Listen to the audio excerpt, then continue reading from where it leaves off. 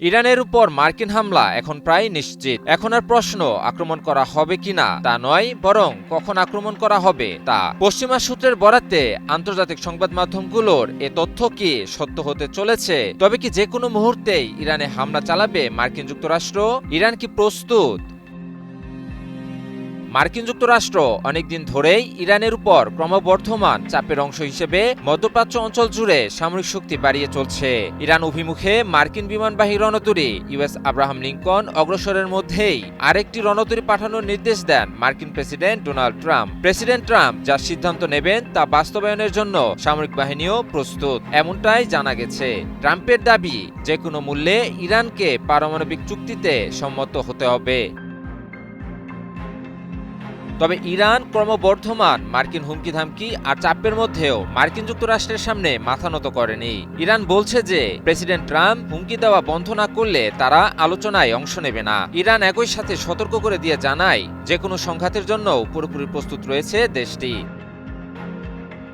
তবে বর্তমানে যুক্তরাষ্ট্র এবং ইসরায়েলের সিদ্ধান্ত গ্রহণকারী মহল মনে করছে ইরান পরিস্থিতি এখন কূটনীতির বাইরে চলে গেছে। তারা এখন সামরিক পদক্ষেপকেই কার্যকর উপায় হিসেবে দেখছে। পশ্চিমা সূত্রের বরাতে এ খবর জানিয়েছে যুক্তরাজ্য ভিত্তিক সংবাদ মাধ্যম ইরান ইন্টারন্যাশনাল।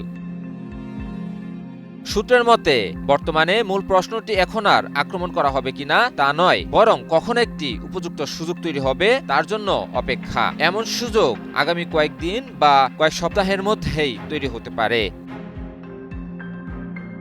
সূত্রটি জানায়, সাম্প্রতিক সময়ে ইরানের শাসন কাঠামো সর্বাধিক দুর্বল পর্যায়ে রয়েছে।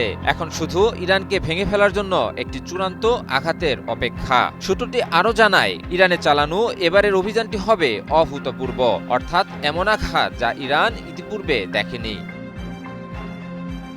সূত্র বলছে, মার্কিন ইসরায়েলি যৌথ আলোচনায় এই সিদ্ধান্তে উপনীত হয়েছে যে বর্তমান পরিস্থিতি অতীতের চেয়ে আলাদা। তাই সিদ্ধান্ত গ্রহণকারীরা বিশ্বাস করছেন যে ইরানে আক্রমণের এখনই সর্বোত্তম সময়। ফলস্বরূপ যে কোনো ঝুঁকি গ্রহণের পরিস্থিতি গত বছরের জুনের 12 দিনের যুদ্ধের তুলনায় উল্লেখযোগ্যভাবে বৃদ্ধি পেয়েছে। Japan Bangladesh joint venture company JBS holdings limited সূত্রটি জানিয়েছে যে গত বছরের জুনে 12 দিনের যুদ্ধের সময় ওয়াশিংটন এবং তেল আবিব উভয়ই বৃহত্তর ঝুঁকি নেওয়া এড়িয়ে চলেছিল। তবে বর্তমানে প্রচলিত দৃষ্টিভঙ্গিটি হল বর্তমান পরিস্থিতির সর্বোত্তম সদ্ব্যবহার করতে হবে।